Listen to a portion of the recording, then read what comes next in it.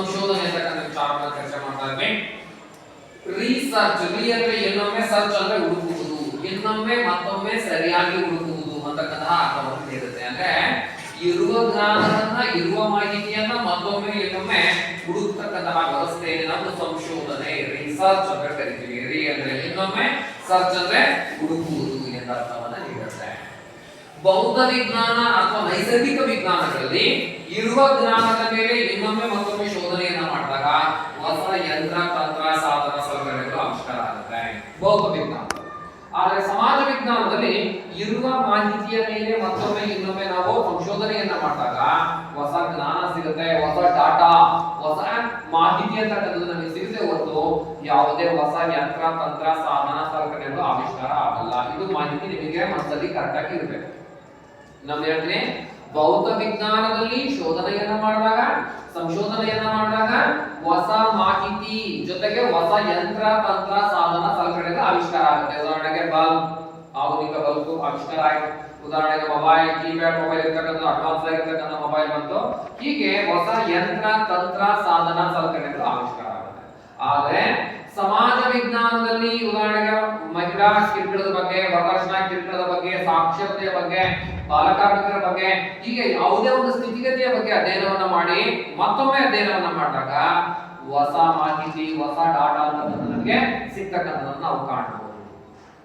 ಈ ಹಿನ್ನೆಲೆಯಲ್ಲಿ ಸಮಾಜ ವಿಜ್ಞಾನದಲ್ಲಿ ಸಂಶೋಧನೆಯನ್ನ ಮಾಡಬೇಕು ಅಂತ ಹೇಳಿದ್ರೆ ಪ್ರಮುಖ 3 ವಿಧಾನವನ್ನ, ಅಂದ್ರೆ ಮಾಹಿತಿ ಸಂಗ್ರಹಣೆಯ ವಿಧಾನ, ಅವಲೋಕನ ಅಂದ್ರೆ ಉದ್ದೇಶ ಪೂರ್ವಕ ವೀಕ್ಷಣೆಗೆ ಅವಲೋಕನ ಅಂದ್ರೆ ಪರ್ಪಸ್ ಇಟ್ಕೊಂಡು, ಅಂದ್ರೆ ಮಾಹಿತಿ ಸಂಗ್ರಹಣೆಯ ಉದ್ದೇಶವನ್ನಿಟ್ಟು ನಾವು ಇನ್ನೊಬ್ಬರನ್ನ ನೋಡಿದ್ರೆ, ಅವಲೋಕನ ಮಾಡಿದ್ರೆ ಅದನ್ನ ನಾವು ಅವಲೋಕನ ಅಂತ ಕರೀತೀವಿ. 3 ವಿಧ: ರಚಿತ, ಅರಚಿತ, ನಿಯಂತ್ರಿತ, ಅನಿಯಂತ್ರಿತ, ಸಹವಾಗಿ, ಅಸಹವಾಗಿ ಅಂತಕ್ಕಂಥದ್ದನ್ನ ಅಧ್ಯಯನವನ್ನ ಮಾಡ್ತೀವಿ.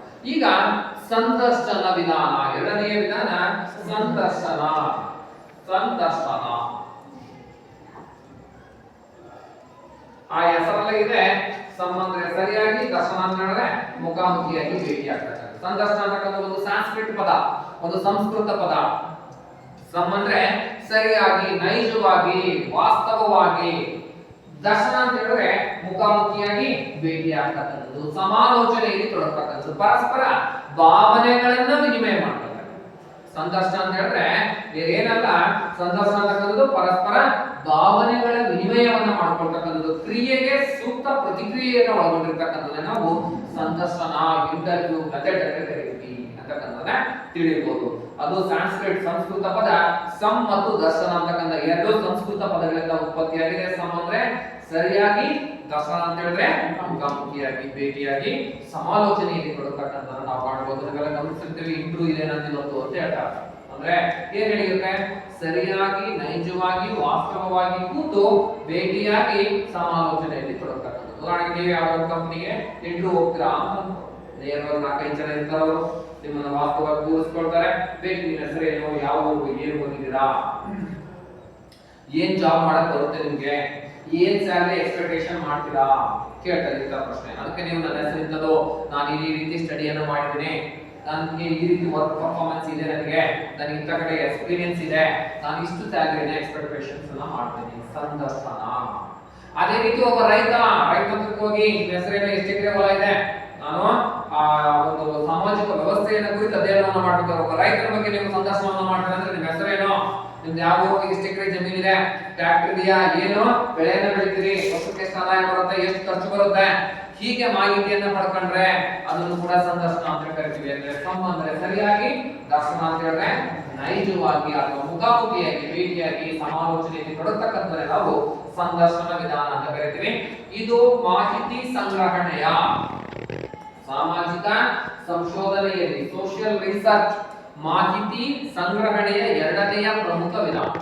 ಸಾಮಾಜಿಕ ಸಂಶೋಧನೆಯಲ್ಲಿ ಮೊದಲನೇದಾಗಿ ಅವಲೋಕನ, ಎರಡನೇದಾಗಿ ಸಂದರ್ಶನ ವಿಧಾನ.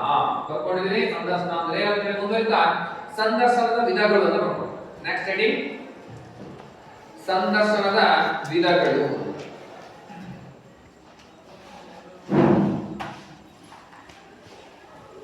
ಸಂದರ್ಶನದ ವಿಧಗಳು, ಟೈಪ್. 2 ರೀತಿಯಾಗಿರ್ತಕ್ಕಂಥ ಸಂದರ್ಶನ ಇದೆ.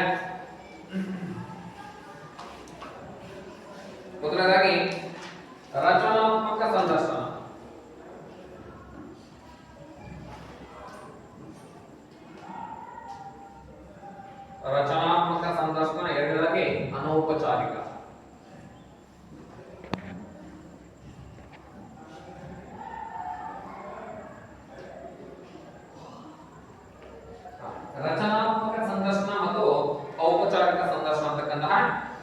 ರೀತಿ ಅನೌಪಚಾರಿಕ ಸಂದರ್ಶನ ಅಂತಕ್ಕಂಥ ಎರಡು ರೀತಿಯಾಗಿರ್ತಕ್ಕಂಥ ಸಂದರ್ಶನ ಪ್ರಕಾರಗಳಿದೆ. ಆ ಹೆಸರುಗಳಿದೆ ನೋಡ್ರಿ, ರಚನಾತ್ಮಕ. ಒಂದು ಸಂದರ್ಶನ ವಿಧಾನದಲ್ಲಿ ಮಾಹಿತಿ ಸಂಗ್ರಹಣೆಯನ್ನ ಮಾಡಬೇಕು ಅಂತಕ್ಕಂಥ ನಿಟ್ಟಿನಲ್ಲಿ ಪ್ರಯತ್ನವನ್ನ ಮಾಡಿದ್ರಿ, ಅನ್ಕೊಂಡಿದ್ದೀರಿ. ಅದಕ್ಕೆ ಮಾಡಿದ್ರೆ ಒಂದು ಸಂದರ್ಶನವನ್ನ ಮಾಡ್ಬೇಕು ಅಂತೇಳಿ ಮೆಂಟಲಿ ಪ್ರಿಪೇರ್ ಆಗಿದ್ದೀರಿ, ಮಾನಸಿಕವಾಗಿ ಸಿದ್ಧರಾಗಿದ್ದೀರಿ. ಅದಕ್ಕೆ ಮಾಹಿತಿಯನ್ನ ಸಂಗ್ರಹಣೆ ಮಾಡಲಿಕ್ಕೆ ರಚನಾತ್ಮಕ ಆಲ್ರೆಡಿ ನೀವು ಪ್ರಶ್ನೆಯನ್ನ ಬರೆದುಕೊಂಡಿರಿ. ಇವತ್ತು ಕೃಷಿಕರು ಬರ್ತಾರೆ ಅಥವಾ ಇವತ್ತು ಇಂಟರ್ವ್ಯೂ ಇದೆ ಅಥವಾ ಇದನ್ನ ಯಾವುದೇ ಒಂದು ಸಂದರ್ಶನವನ್ನ ಮಾಡಬೇಕು ಅಂತ ಹೇಳಿದ್ರೆ ಪರ್ಪಸ್ಫುಲಿ ನೀವು ಪ್ರೀ ಪ್ಲಾನ್ಡ್ ಆಗಿ ಆ ಸಂದರ್ಶನದಲ್ಲಿ ಮಾಹಿತಿಯನ್ನ ಸಂಗ್ರಹಿಸಬೇಕಾಗಿರ್ತಕ್ಕಂಥ ಎಲ್ಲ ಅಂಶಗಳನ್ನ ನೀವು ಬರೆದು ರೆಡಿ ಇಟ್ಕೊಂಡ್ರೆ ಅದನ್ನ ನಾವು ರಚನಾತ್ಮಕ ಸಂದರ್ಶನ ಅಂತ ಕರೀತೀವಿ. ಇವತ್ತು ನಿನ್ನ ಬಳಿ ಬರ್ತಕ್ಕಂತಹ ವ್ಯಕ್ತಿಯನ್ನ ನೀನು ಏನು ಇಂಟರ್ವ್ಯೂ ಮಾಡ್ಬೇಕು, ಅವ್ರ ಹೆಸರು ಕೇಳಬೇಕು, ಅವ್ರ ವಯಸ್ಸು ಕೇಳಬೇಕು, ಅವ್ರ ಎಷ್ಟು ಆಸ್ತಿ ಇದೆ ಅಂತ ಕೇಳಬೇಕು, ಏನ್ ನಿಂತಿದೆ ಅಂತ ಕೇಳಬೇಕು, ಎಷ್ಟು ಆದಾಯ ಬರುತ್ತೆ ಅಂತ ಕೇಳಬೇಕು, ಎಷ್ಟು ಖರ್ಚು ಬರುತ್ತೆ ಅಂತ ಕೇಳಬೇಕು, ಎಷ್ಟು ಜನ ಕೂಲಿ ಆಡಬೇಕು ಅಂತ, ಹೀಗೆ ಏನೇನು ಮಾಹಿತಿ ಸಂಗ್ರಹಿಸಬೇಕು ಅಂತ ನೀನು ಬರೆದಿಟ್ಕೊಂಡು ರೈಟಿಂಗ್ಸ್ ಅಲ್ಲಿ ರೆಡಿ ಮಾಡಿ ಇಟ್ಕೊಂಡು ನೀವು ಮಾಹಿತಿಯನ್ನ ಸಂಗ್ರಹಣೆ ಮಾಡಿರೋದನ್ನ ಏನಂತೀವಿ? ರಚನಾತ್ಮಕ ಸಂದರ್ಶನ ಅಂತ ಕರಿತೀವಿ.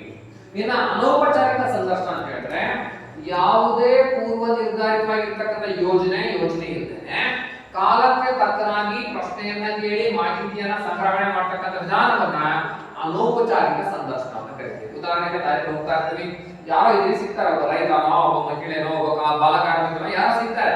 ಸಿಕ್ಕ ತಕ್ಷಣ ಅವರ ಏನಾದ್ರು ಮಾಹಿತಿಯನ್ನ ನೀವೇ ಓರಲಾಗಿ ಆ ಕ್ಷಣ ಆ ಸಮಯ ಸಂದರ್ಭಕ್ಕೆ ತಕ್ಕನಾಗಿ ಪ್ರಶ್ನೆಯನ್ನ ಕೇಳಿ ಮಾಹಿತಿಯನ್ನ ಸಂಗ್ರಹಣೆ ಮಾಡ್ತಕ್ಕಂಥ ವಿಧಾನವನ್ನ ಅನೌಪಚಾರಿಕ ಸಂದರ್ಶನ ಅಂತ ಕರಿತೀವಿ. ಬರ್ಕೊಡ್ರಿ.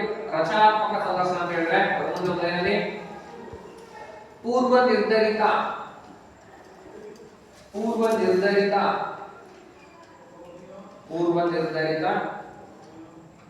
ಪ್ರಶ್ನೆ,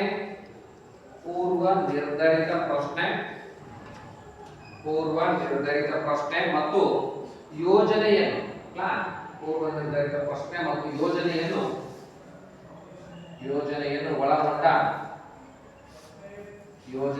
ಒಳಗೊಂಡ ಸಂದರ್ಶನವನ್ನು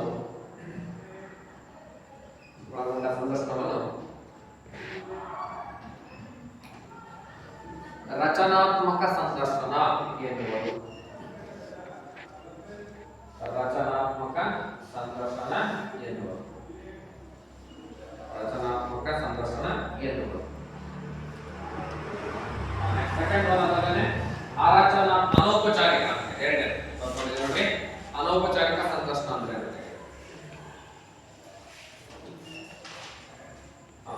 ಅನೌಪಚಾರಿಕ ಅಂತ ಹೇಳಿದ್ರೆ ಯಾವುದೇ ಪೂರ್ವ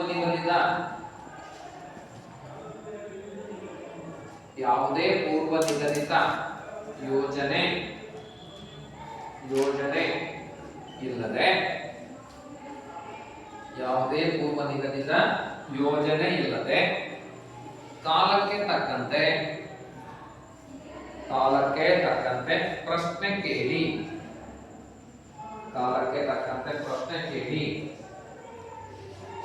ಕೇಳಿ ಮಾಹಿತಿ ಸಂಗ್ರಹಿಸುವುದಕ್ಕೆ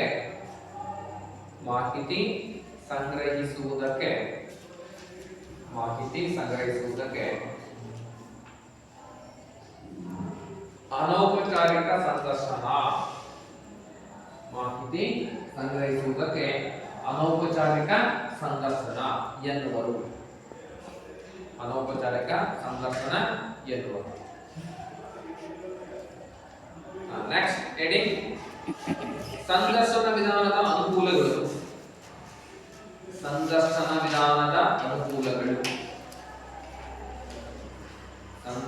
ವಿಧಾನದ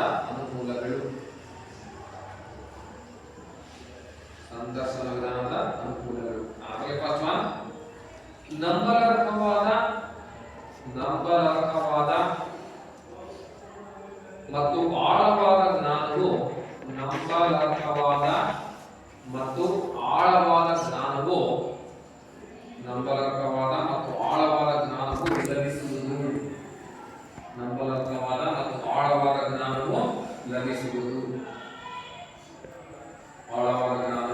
ಲಭಿಸುವುದು. ಸೆಕೆಂಡ್ ಪಾಯಿಂಟ್ ಓಲ್ಡ್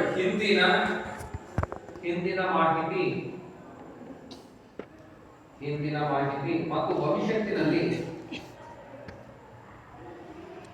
ಇಂದಿನ ಮಾಹಿತಿ ಮತ್ತು ಭವಿಷ್ಯತ್ತಿನಲ್ಲಿ ಮಾಡಬೇಕಾದ ಯೋಜನೆಗಳ ಕುರಿತು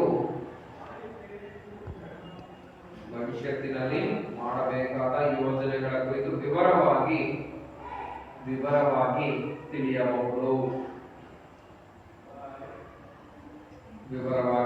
ತಿಳಿಯಬಹುದು. ಮೂರನೇದಾಗಿ ಹೆಚ್ಚಿನ ಪ್ರತಿಕ್ರಿಯೆಗಳನ್ನ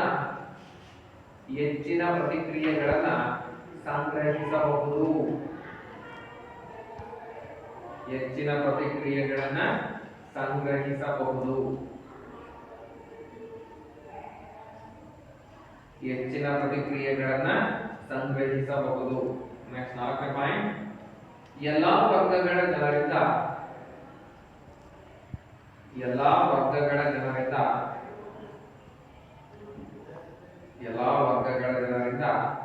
ಮಾಹಿತಿ ಸಂಗ್ರಹಿಸಲು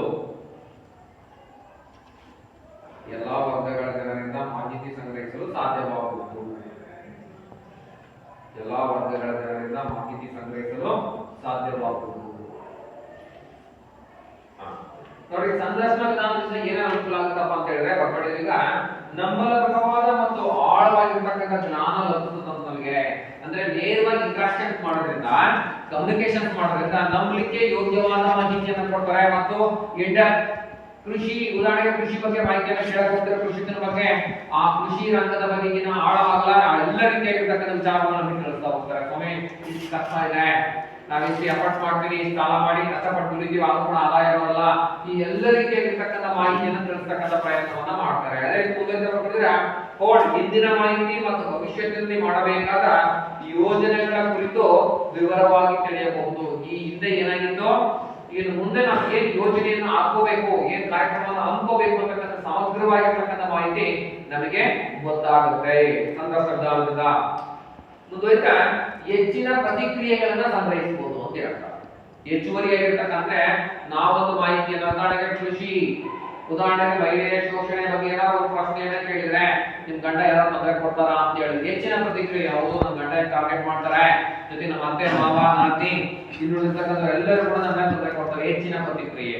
ಕೃಷಿ ಬಗ್ಗೆ ನಿಮಗೆ ಲಾಭ ಆಗುತ್ತಾ? ಕೃಷಿ ಇಲ್ಲ, ನಮ್ಗೆ ಕಷ್ಟ ಇದೆ, ಮಳೆ ಬರಲ್ಲ, ಇಂಥದೆಲ್ಲ ತೊಂದರೆ ಇದೆ ಅಂದ್ರೆ ಒಂದು ಪ್ರಶ್ನೆಯನ್ನ ಕೇಳಿದ್ರೆ ಹಲವು ರೀತಿಯಾಗಿರ್ತಕ್ಕಂಥ ಪ್ರತಿಕ್ರಿಯೆಗಳು, ಹೆಚ್ಚಿನ ಪ್ರತಿಕ್ರಿಯೆ, ಸಮಗ್ರವಾದ ಮಾಹಿತಿ ಸಿಗುತ್ತೆ ಸಂದರ್ಶನ ವಿಧಾನದಿಂದ. ಮುಂದೆ ಎಲ್ಲ ವರ್ಗಗಳ ಜನರಿಂದ ಮಾಹಿತಿ ಸಂಗ್ರಹಿಸಲು ಸಾಧ್ಯ ಆಗುತ್ತೆ. ಬಡವ, ಶ್ರೀಮಂತ, ಮಧ್ಯಮ ವರ್ಗ, ಮೇಲ್ಜಾತಿ, ಕೆಳಜಾತಿ, ಹೀಗೆ ಎಲ್ಲ ವರ್ಗದ ಜನರಿಂದ ನಾವು ಪ್ರಶ್ನೆಯನ್ನ ಕೇಳಿ ಸಂದರ್ಶನ ಹತ್ರ ಹೋಗಿ ಮಾಹಿತಿಯನ್ನ ಸಂಗ್ರಹಣೆ ಮಾಡ್ಕೊಂಡು ಹೋಗ್ಲಿಕ್ಕೆ ನಮಗಿದು ಸೂಕ್ತವಾಗಿದೆ, ಅನುಕೂಲಕರವಾಗಿದೆ. ಇಷ್ಟೆಲ್ಲ ಅನುಕೂಲ ಆಗುತ್ತೆ. ನೆಕ್ಸ್ಟ್ ಇಡಿ ಅನಾನುಕೂಲಗಳು. ಸಂದರ್ಶನ ವಿಧಾನದ ಅನಾನುಕೂಲಗಳು, ಡಿಸ್ಅಡ್ವಾಂಟೇಜಸ್. ಸಂದರ್ಶನ ವಿಧಾನದ ಅನಾನುಕೂಲಗಳು.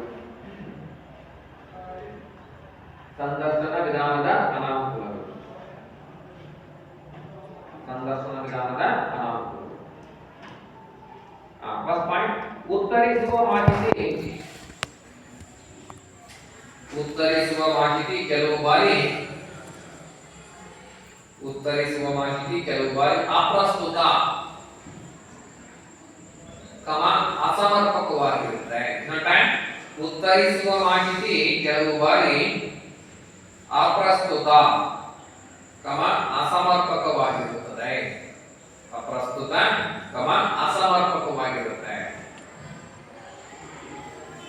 ಸೆಕೆಂಡ್ ಪಾಯಿಂಟ್, ತಪ್ಪು ನಮೂನೆಯ ವ್ಯಕ್ತಿಯಿಂದ ಗಳಿಸಿದ ಮಾಹಿತಿ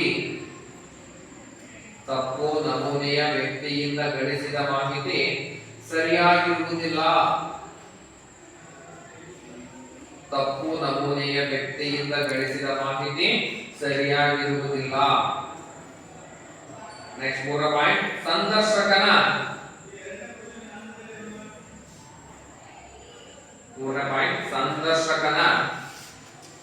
ಪೂರ್ವಾಗ್ರಹ ಪೀಡಿತ ದೃಷ್ಟಿ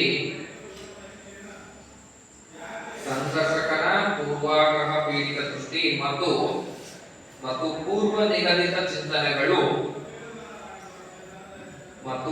ನಿಗದಿತ ಚಿಂತನೆಗಳು ಮಾಹಿತಿಯಲ್ಲಿ ಮಾಹಿತಿಯಲ್ಲಿ ಒಳಗೊಳ್ಳುವುದು. ಪೂರ್ವ ನಿಗದಿತ ಚಿಂತನೆಗಳು ಮಾಹಿತಿಯಲ್ಲಿ ಒಳಗೊಳ್ಳುವುದು. ನಾಲ್ಕನೇ ಪಾಯಿಂಟ್, ವ್ಯಕ್ತಿಗಳ ವಿಭಿನ್ನ ಜೀವನ ಶೈಲಿಯಿಂದಾಗಿ ವ್ಯಕ್ತಿಗಳ ಭಿನ್ನ ಜೀವನ ಶೈಲಿಯಿಂದಾಗಿ ಗೊಂದಲಗಳುಂಟಾಗಬಹುದು.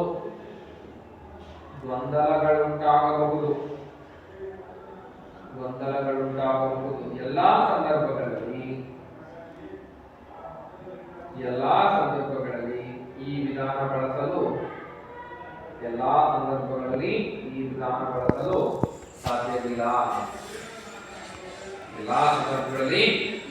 ಬಳಸಲು ಸಾಧ್ಯವಿಲ್ಲ. ನೆಕ್ಸ್ಟ್ ಲಾಸ್ಟ್ ಆರನೇ ಪಾಯಿಂಟ್, ಸಂದರ್ಶನ ಪರಿಣತಿ ಎಕ್ಸ್ಪರ್ಟ್. ಸಂದರ್ಶನ ಪರಿಣತಿ ಮತ್ತು ತರಬೇತಿ ಟ್ರೈನಿಂಗ್. ಸಂದರ್ಶನ ಪರಿಣತಿ ಮತ್ತು ತರಬೇತಿ ಅತ್ಯಗತ್ಯವಾಗಿರುತ್ತದೆ.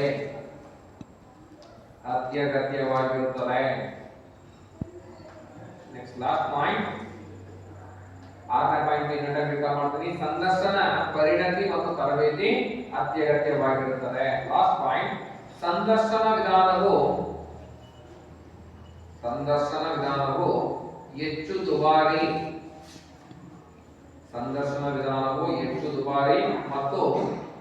ಮತ್ತು ಹೆಚ್ಚು ಸಮಯವನ್ನು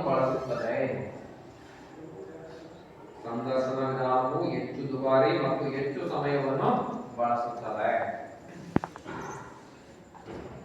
ನೋಡಿ, ಇವು ಅನಾನುಕೂಲ, ಡಿಸ್ಅಡ್ವಾಂಟೇಜಸ್. ಸಂದರ್ಶನ ವಿಧಾನದಿಂದ ಆಗ್ಲೇ ಅನುಕೂಲ ಏನ್ ಇಂಪಾಗುತ್ತೆ ಅಂತಕ್ಕಂಥ ಡಿಸ್ಕಸ್ ಮಾಡಿದ್ವಿ. ಈಗ ಏನ್ ಅನಾನುಕೂಲಪ್ಪ ಅಂತ ಹೇಳ್ಕೊಂಡಿದ್ರಿ, ಉತ್ತರಿಸುವ ಮಾಹಿತಿ ಕೆಲವು ಬಾರಿ ಅಪ್ರಸ್ತುತ, ಅಸಮರ್ಪಕವಾಗಿರುತ್ತೆ.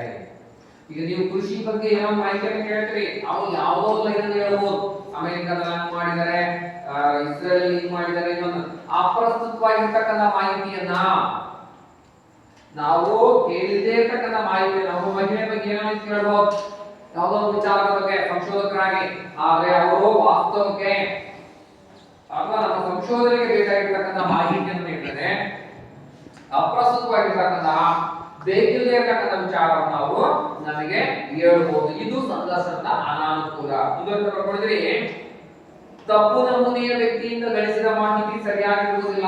ನೋಡಿ, ಮುಂದೆ ಹೋಗ್ತೀರಿ, ಹೋದ ತಕ್ಷಣ ಕೃಷಿ ಬಗ್ಗೆ ಅಧ್ಯಯನ ಮಾಡಬೇಕು, ಎಲ್ಲೂ ಹೊಲಕ್ಕೆ ಹೋಗಿರಲ್ಲ ಅಂತ ಸಿಗ್ತಾನೆ. ಸರ್ ನೀವು ಕೃಷಿಕರ? ಹೌದು ಅಂತ ಹೇಳ್ಬಿಡ್ತಾನೆ, ನಾನು ಕೃಷಿಕರೇ ಅಂತ. ಅವನಿಂದ ನೀವು ಮಾಹಿತಿಯನ್ನು ಸಂಗ್ರಹಣೆಯನ್ನ ಮಾಡ್ತೀರಿ, ಸರಿಯಾಗಿರುತ್ತೆ ಅದು. ತಪ್ಪು ನಮೂನೆಯ ವ್ಯಕ್ತಿ, ವಿದ್ಯಾರ್ಥಿ ಕ್ಲಾಸಿಗೆ ಬರ್ತೀರಿ, ಬರ್ತಾ ಇರ್ತಾರೆ, ಹೊರಗೆ ಸಿಗ್ತಾನೆ, ಅವನೆಂದು ಕ್ಲಾಸ್ಗೆ ಬಂದಿರಲ್ಲ, ಅವನನ್ನ ಕರ್ಕೊಂಡು ಕಾಲೇಜು ಅಥವಾ ಸಿಲೆಬಸ್ ವಿಚಾರದ ಬಗ್ಗೆ ಪ್ರಶ್ನೆಯನ್ನು ಕೇಳಿ ಮಾಹಿತಿ ಸಂಗ್ರಹಣೆ ಮಾಡಿದ್ರೆ ಮಾಹಿತಿ ಸರಿಯಾಗಿರುತ್ತಾ? ಅಂದ್ರೆ ತಪ್ಪು ನಮೂನೆಯಿಂದ ಸಂಗ್ರಹಿಸಿರ್ತಕ್ಕಂತಹ ವ್ಯಕ್ತಿ, ಮಾಹಿತಿಯಿಂದ ಸಂಗ್ರಹಿಸಿರ್ತಕ್ಕಂಥ ಏನು ಮಾಹಿತಿ ಇದೆಯಲ್ಲ, ಅದು ಅಸಮರ್ಪಕವಾಗಿರುತ್ತೆ. ನಾವು ಆಯ್ಕೆ ಮಾಡ್ಕೊಳ್ತಕ್ಕಂಥ ವ್ಯಕ್ತಿ ಸಮರ್ಪಕವಾಗಿರ್ಬೇಕು, ಅವರಿಗೆ ಸಮಗ್ರವಾಗಿರ್ತಕ್ಕಂಥ ಮಾಹಿತಿ ಗೊತ್ತಿದ್ರೆ ಮಾತ್ರ ಸಾಧ್ಯ ಆಗುತ್ತೆ. ಮುಂದುವರೆದ್ರೆ ಸಂದರ್ಶಕನ ಪೂರ್ವಾಗ್ರಹ ಪೀಡಿತ ದೃಷ್ಟಿ, ಅಂದ್ರೆ ಅವನಿಗೆ ಪ್ರೀ ಪ್ಲಾನ್. ಕೃಷಿ ಅಂದ್ರೆ ಒಬ್ಬರಿಗೆ ಲಾಭ, ಒಬ್ಬರಿಗೆ ನಷ್ಟ ಅಂತಕ್ಕಂಥ ಮೈಂಡ್ ಸೆಟ್ ಇರುತ್ತೆ. ಕಾಲೇಜ್ ಕಷ್ಟ, ಒಬ್ಬರಿಗೆ ಈ ರೀತಿ ಎಂಜಾಯ್ಮೆಂಟ್ ಮಾಡೋದು, ಈ ರೀತಿ ಒಬ್ಬರಿಗೆ ಓದೋದು, ಈ ರೀತಿಯಾಗಿ ಪೂರ್ವಾಗ್ರಹ ಪೀಡಿತವಾಗಿರ್ತಕ್ಕಂಥ ದೃಷ್ಟಿಯನ್ನ ಹೊಂದಿರತಕ್ಕಂತಹ ವ್ಯಕ್ತಿಗಳಿಂದ ಮಾಹಿತಿಯನ್ನು ಸಂಗ್ರಹಣೆ ಮಾಡೋದು, ಅವರ ಪೂರ್ವ ನಿಗದಿತ ಚಿಂತನೆಗಳು ಮಾಹಿತಿಯಲ್ಲಿ ಒಳಗೊಳ್ಳೋದು. ಕೆಲವೊಬ್ರು ಕೃಷಿ ಅಂದ್ರೆ ಲಾಭದಾಯಕ, ಬಹಳ ನೀಟಾಗಿ ಮೆಂಟಲಿ ಅವ್ರ ಮೈಂಡ್ ಸೆಟ್ ನ ಫಿಕ್ಸ್ ಮಾಡ್ಕೊಂಡಿರ್ತಾರೆ, ಬಹಳ ಚೆನ್ನಾಗಿ ಅನುಕೂಲ ಆಗುತ್ತೆ, ಅಡಿಗೆ ತೋಟ ಇಷ್ಟಲ್ಲಿ ಇಳುವರಿ ಬರುತ್ತೆ, ಇಷ್ಟು ಲಕ್ಷ ಗಟ್ಟಲೆ ಆದಾಯ ಬರುತ್ತೆ.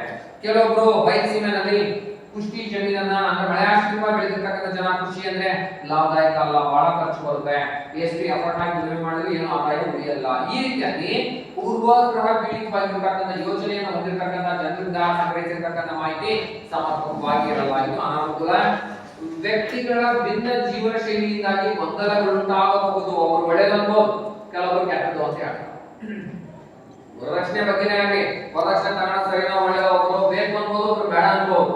ಹೀಗೆ ವಿಭಿನ್ನ ದೃಷ್ಟಿಕೋನ ಅಂತಕ್ಕಂಥದ್ದು ಸಂದರ್ಶನ ವಿಧಾನ ಅಥವಾ ಸಂಶೋಧಕ ಮಾಹಿತಿ ಸಂಗ್ರಹಣೆ ಮಾಡಬೇಕಾದ್ರೆ ಗೊಂದಲಕ್ಕೆ ಒಳಗಾಗ್ತಾರೆ. ಮುಂದುವರಿತಾ ಎಲ್ಲ ಸಂದರ್ಭಗಳಲ್ಲಿ ಈ ವಿಧಾನ ಬಳಸಲು ಸಾಧ್ಯವಿಲ್ಲ. ಎಲ್ಲಾ ಸಂದರ್ಭದಲ್ಲಿ ಈ ವಿಧಾನವನ್ನ ಬಳಕೆ ಮಾಡಲಿಕ್ಕೆ ಸಾಧ್ಯ ಆಗಲ್ಲ. ಅಂದ್ರೆ ಕೆಲವೊಂದು ಗೌಪ್ಯ ವಿಚಾರಗಳನ್ನು ಏನು ಮುಕ್ತವಾಗಿ ಮಾತಾಡಕ್ಕಾಗಲ್ಲ, ಇಂಟ್ರಾಕ್ಷನ್ ಮಾಡಕ್ಕಾಗಲ್ಲ ಗೌಪ್ಯವಾಗಿರ್ತಕ್ಕಂಥ ವಿಚಾರಗಳನ್ನ. ಅದೇ ರೀತಿ ಮಾತು ಬರದೇ ಇರ್ತಕ್ಕಂಥ ಉತ್ತರ ಕೇಳಕ್ಕಾಗಲ್ಲ, ಸಂದರ್ಶನ ಮಾತಾಡಕ್ಕಾಗಲ್ಲ. ಕೆಲವರು ಬಿಸಿ ಇರ್ತಾರೆ, ಒತ್ತಡದಲ್ಲಿರ್ತಾರೆ, ಟೈಮ್ ಇರಲ್ಲ, ಅಂತ ಒಂದು ಸಂದರ್ಶನ ಮಾಡಕ್ಕಾಗಲ್ಲ. ಅಂದ್ರೆ ಸಂದರ್ಶನ ವಿಧಾನ ಎಲ್ಲ ಸಮಯ, ಎಲ್ಲ ಸಂದರ್ಭ, ಎಲ್ಲ ರೀತಿಯಲ್ಲಿ ಸಫಿಶಿಯಂಟ್ ಅಲ್ಲ, ಎಲ್ಲ ಸಂದರ್ಭದಲ್ಲಿ ಇಂಪ್ಲಿಮೆಂಟ್ ಮಾಡಕ್ಕಾಗಲ್ಲ. ಮುಂದುವರಿತಾ ಸಂದರ್ಶನ ಪರಿಣಿತಿ ಮತ್ತು ತರಬೇತಿ ಬೇಕು. ಸಂದರ್ಶನ ಮಾಡ್ಬೇಕಂದ್ರೆ ಈಗ ಉದಾಹರಣೆಗೆ ನೀವು ಇಂಟರ್ವ್ಯೂ ಮಾಡ್ಬೇಕು ಅಂದ್ರೆ ಎಕ್ಸ್ಪರ್ಟ್ ಇರ್ಬೇಕು, ಟ್ರೈನಿಂಗ್ ಇರ್ಬೇಕು. ನೀವೇ ನಮ್ಮನ್ನು ಇಂಟರ್ವ್ಯೂ ಮಾಡ್ತೀವಿ. ಕೃಷಿಕರ ಹತ್ರಕ್ಕೆ ಹೋಗಿ ಕೃಷಿ ಬಗ್ಗೆ ಮಾಹಿತಿಯನ್ನು ತೆಗಿಬೇಕು. ಒಬ್ಬ ಮಹಿಳೆ ಹತ್ರಕ್ಕೆ ಹೋಗಿ ವರದಕ್ಷಿಣೆ ಗಿಡಗಳ ಬಗ್ಗೆ ಮಾಹಿತಿಯನ್ನು ತೆಗಿಬೇಕು ಅಂದ್ರೆ ಅದು ಸ್ವಲ್ಪ ಪರಿಣತಿ ಬೇಕು, ಜೊತೆಗೆ ತರಬೇತಿ ಕೂಡ ಬೇಕು. ಇದ್ರೆ ನಮ್ಮನ್ನೇ ಆಟ ಆಡಿಸ್ತಕ್ಕಂಥ ಸನ್ನಿವೇಶವನ್ನ ಕಾಣಬಹುದು. ಅಂದ್ರೆ ಸಂಶೋಧಕನೇ ಅಲ್ಲಿನ ಮಾಹಿತಿಯನ್ನು ಸಂಗ್ರಹಣೆ ಮಾಡಲಿಕ್ಕೆ ಗೊಂದಲಗೊಳಗಾಗ್ತಾನೆ. ಹಾಗಾಗಿ ಈ ವಿಧಾನ ಸಂದರ್ಶನ ವಿಧಾನವನ್ನ ನೀವು ಬಳಕೆ ಮಾಡಬೇಕು. ಮಾಹಿತಿ ಸಂಗ್ರಹಣೆ ಇದ್ರೆ ನಿಮಗೆ ಸ್ವಲ್ಪ ಎಕ್ಸ್ಪರ್ಟ್ ಇರಬೇಕು, ಪರಿಣತಿ ಇರಬೇಕು, ಜೊತೆಗೆ ಟ್ರೈನಿಂಗ್ ಅಂತಕ್ಕಂಥದ್ದು ಬೇಕು. ಮುಂದುವರಿದ ಲಾಸ್ಟ್ ಹೇಳ್ತಾರೆ ಸಂದರ್ಶನ ವಿಧಾನವು ಹೆಚ್ಚು ದುಬಾರಿ ಮತ್ತು ಹೆಚ್ಚು ಸಮಯ ಬಳಸುತ್ತದೆ. ಸಂದರ್ಶನ ವಿಧಾನ ಹೆಚ್ಚು ದುಬಾರಿ ಆಗಿದೆ, ಅಂದ್ರೆ ಜಾಸ್ತಿ ದುಡ್ಡು ಖರ್ಚಾಗುತ್ತೆ, ಜೊತೆಗೆ ಸಮಯ ಕೂಡ ಖರ್ಚಾಗುತ್ತೆ. ಒಬ್ಬೊಬ್ಬರನ್ನೇ ಕರೆದು ಅವ್ರನ್ನ ಮಾತಾಡಿಸಿ ಇಂಟ್ರಾಕ್ಷನ್ಸ್ ಮಾಡಿ ಕಮ್ಯುನಿಕೇಶನ್ಸ್ ಮಾಡಲಿಕ್ಕೆ ಲೇಟ್ ಆಗುತ್ತೆ, ತೊಂದರೆ ಆಗುತ್ತೆ, ಸಮಸ್ಯೆ ಆಗುತ್ತೆ ಅಂತಕ್ಕಂಥ ಸನ್ನಿವೇಶವನ್ನು ನಾವು ಕಾಣಬಹುದು. ಇಷ್ಟು ಸಂದರ್ಶನ ಅಂದ್ರೆ ಏನು, ಸಂದರ್ಶನದ ಪ್ರಕಾರಗಳು, ಅನುಕೂಲ ಅನಾನುಕೂಲ. ನೆಕ್ಸ್ಟ್ ಅಡಿ ಪ್ರಶ್ನಾವಳಿ, ಮಾಹಿತಿ ಸಂಗ್ರಹಣೆಯ ನಂತರದ ವಿಧಾನ ಪ್ರಶ್ನಾವಳಿ. ಪ್ರಶ್ನಾವಳಿ ಪ್ರಶ್ನಾವಳಿ ಕ್ವಶನ್ ಎ ಕೇಳಿದ್ರ ಈ ಪದನ ಪ್ರಶ್ನಾವಳಿ. ಪ್ರಶ್ನೆಯನ್ನೊಳಗೊಂಡ ಪಟ್ಟಿ. ಬೇರೆ ಬಹಳ ಈಜಿ ನೋಡಿ, ಎಕ್ಸಾಮ್ ಕೇಳ್ತಾರೆ. ಪ್ರಶ್ನೆಯನ್ನೊಳಗೊಂಡ ಅಂದ್ರೆ ಮುದ್ರಿತ ಪ್ರಶ್ನೆಯನ್ನೊಳಗೊಂಡ ಪಟ್ಟಿಗೆ ಪ್ರಶ್ನಾವಳಿ ಅಂತ ಹೇಳ್ತಾರೆ. ಏನಿಲ್ಲ, ಮುದ್ರಿತ ಪ್ರಶ್ನೆಗೆ ಉತ್ತರವನ್ನೊಳಗೊಂಡ ಪಟ್ಟಿಗೆ ಪ್ರಶ್ನಾವಳಿ. ಕ್ವಶನ್ ಎ ಮೆಥಡ್ ಅಂತ ಕರೀತಾರೆ. ಮೊದಲನೇದಾಗಿ ಅವಲೋಕನ, ಎರಡನೇದಾಗಿ ಸಂದರ್ಶನ, ಮೂರನೇದಾಗಿ ಪ್ರಶ್ನಾವಳಿ. ಮುದ್ರಿತ ಪ್ರಶ್ನೆಯನ್ನೊಳಗೊಂಡ ಪಟ್ಟಿಗೆ ಪ್ರಶ್ನಾವಳಿ. ಮುದ್ರಿತ ಪ್ರಶ್ನೆಗೆ ಉತ್ತರವನ್ನೊಳಗೊಂಡ ಪಟ್ಟಿಗೆನೆ ಪ್ರಶ್ನಾವಳಿ ಅಂತ ಕರೀತೀವಿ. ಬರ್ಕೊಳ್ಳಿ. ಪ್ರಶ್ನಾವಳಿ ಅಂದರೆ ಪ್ರಶ್ನೆ, ಪ್ರಶ್ನಾವಳಿ ಎಂದರೆ ಪ್ರಶ್ನಾವಳಿ ಎಂದರೆ ಮುದ್ರಿತ ಪ್ರಶ್ನೆಯನ್ನೊಳಗೊಂಡ ಪಟ್ಟಿಗೆ, ಮುದ್ರಿತ ಪ್ರಶ್ನೆಯನ್ನು ಒಳಗೊಂಡ ಪಟ್ಟಿಗೆ ಪ್ರಶ್ನಾವಳಿ. ಮುದ್ರಿತ ಪ್ರಶ್ನೆಯನ್ನು ಒಳಗೊಂಡ ಪಟ್ಟಿಗೆ ಪ್ರಶ್ನಾವಳಿ. ಮುದ್ರಿತ ಪ್ರಶ್ನೆಯನ್ನು ಒಳಗೊಂಡ ಪಟ್ಟಿಗೆ ಪ್ರಶ್ನಾವಳಿ. ಇನ್ನೊಂದು ಮುದ್ರಿತ ಪ್ರಶ್ನೆಯನ್ನು ಒಳಗೊಂಡ ಪಟ್ಟಿಗೆ ಪ್ರಶ್ನಾವಳಿ. ಇನ್ನೊಂದು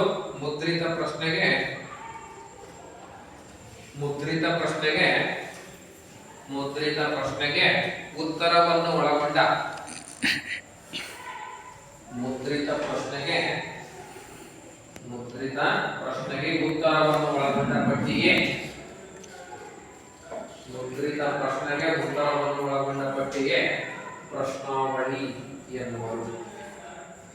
ಪ್ರಶ್ನಾವಳಿ ಎನ್ನುವರು. ಮುದ್ರಿತ ಪ್ರಶ್ನೆಗೆ ಉತ್ತರವನ್ನು ಒಳಗೊಂಡ ಪಟ್ಟಿಗೆ ಪ್ರಶ್ನಾವಳಿ. ಎಕ್ಸಾಮ್ ಕೇಳ್ತಾರೆ ಅಡ್ವಾನ್ಸ್ಗೆ ನೆನ್ಪಿಟ್ಕೊಡ್ರಿ. ಪ್ರಶ್ನಾವಳಿ ಎಂದರೇನು?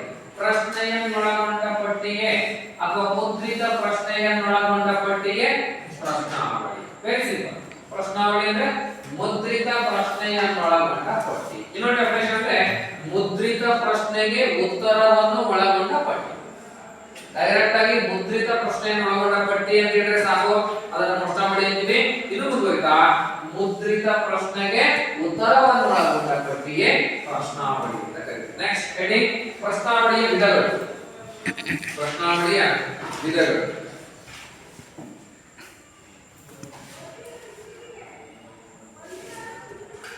ಪ್ರಶ್ನಾವಳಿಯ ವಿಧಗಳು. ಪ್ರಶ್ನಾವಳಿ ರಚನಾತ್ಮಕ ಪ್ರಶ್ನಾವಳಿ,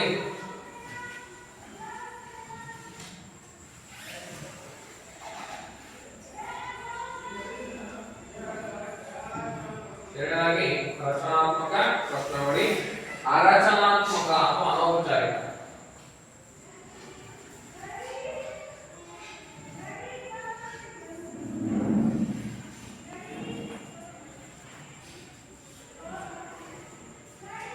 ಅರಚನಾತ್ಮಕ ಪ್ರಶ್ನಾವಳಿ, ರಚನಾತ್ಮಕ ಪ್ರಶ್ನಾವಳಿ.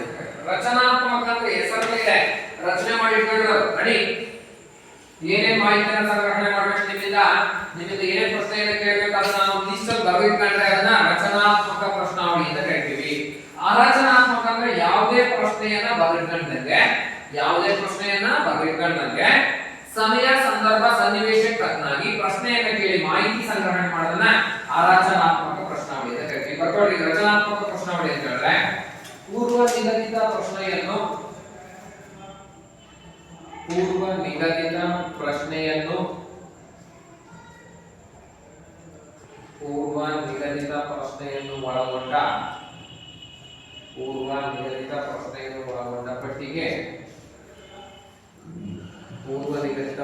ಒಳಗೊಂಡ ಪಟ್ಟಿಗೆ ರಚನಾತ್ಮಕ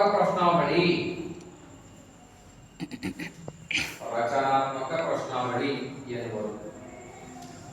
ರಚನಾತ್ಮಕ ಪ್ರಶ್ನಾವಳಿ ಎನ್ನುವರು.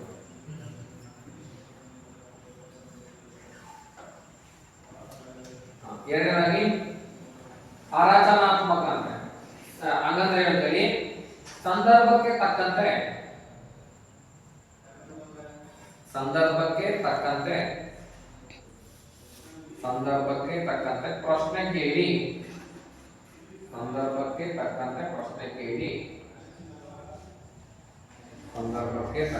ಪ್ರಶ್ನೆ ಕೇಳಿ ಮಾಹಿತಿ ಸಂಗ್ರಹಿಸುವುದಕ್ಕೆ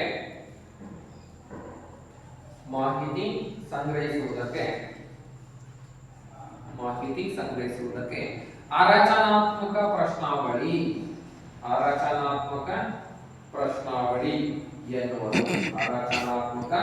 ಪ್ರಶ್ನಾವಳಿ ಎನ್ನುವುದು. ನೆಕ್ಸ್ಟ್ ಹೇಳಿ ಪ್ರಶ್ನಾವಳಿಯ ಅನುಕೂಲಗಳು.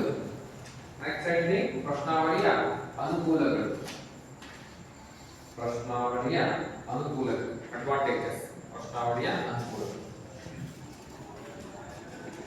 ಪ್ರಶ್ನಾವಳಿಯಿಂದ ಏನೇನೋ ಅನುಕೂಲ ಆಗುತ್ತೆ. ಫಸ್ಟ್ ಒನ್, ಆರ್ಥಿಕವಾಗಿ ಸೂಕ್ತವಾಗಿದ್ದು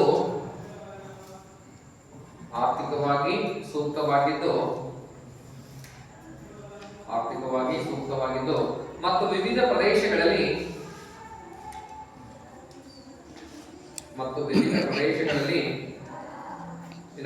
ಆರ್ಥಿಕವಾಗಿ ಸೂಕ್ತವಾಗಿದ್ದು ಮತ್ತು ವಿವಿಧ ಪ್ರದೇಶಗಳಲ್ಲಿ ಹರಡಿರುವ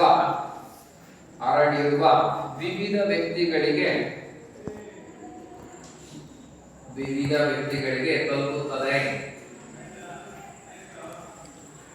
ವ್ಯಕ್ತಿಗಳಿಗೆ ತಲುಪುತ್ತದೆ.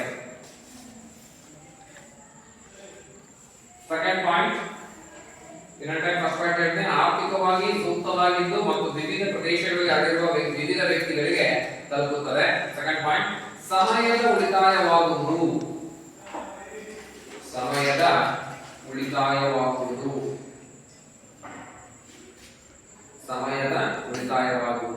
ಅಲ್ಲದೆ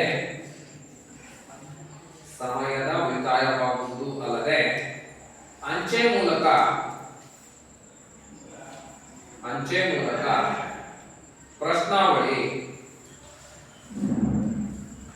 ಮೂಲಕ ಪ್ರಶ್ನಾವಳಿ ಬಹುತೇಕ ವ್ಯಕ್ತಿಗಳಿಗೆ ತಲುಪುವುದು. ಅಂಚೆ ಮೂಲಕ ಪ್ರಶ್ನಾವಳಿ ಬಹುತೇಕ ವ್ಯಕ್ತಿಗಳಿಗೆ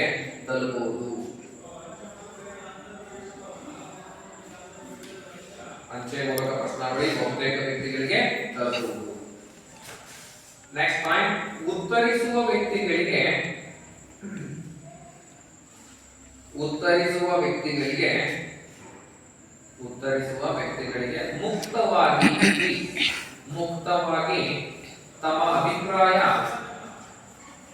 ಮುಕ್ತವಾಗಿ ತಮ್ಮ ಅಭಿಪ್ರಾಯ ಮತ್ತು ಅನಿಸಿಕೆಗಳನ್ನು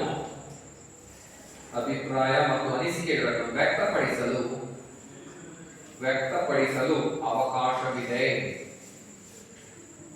ಉತ್ತರಿಸುವ ವ್ಯಕ್ತಿಗಳಿಗೆ ಮುಕ್ತವಾಗಿ ತಮ್ಮ ಅಭಿಪ್ರಾಯ ಮತ್ತು ಅನಿಸಿಕೆಗಳನ್ನು ವ್ಯಕ್ತಪಡಿಸಲು ಅವಕಾಶವಿದೆ.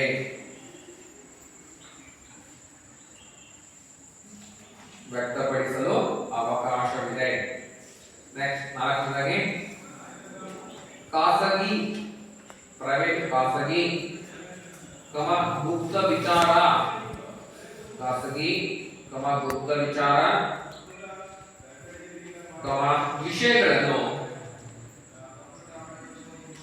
ವಿಷಯಗಳನ್ನು ವ್ಯಕ್ತಪಡಿಸಲು ಖಾಸಗಿ, ಗುಪ್ತ ವಿಚಾರ, ವಿಷಯಗಳನ್ನು ವ್ಯಕ್ತಪಡಿಸಲು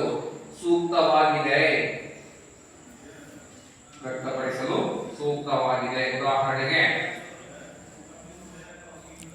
ಲೈಂಗಿಕ ವಿಷಯ,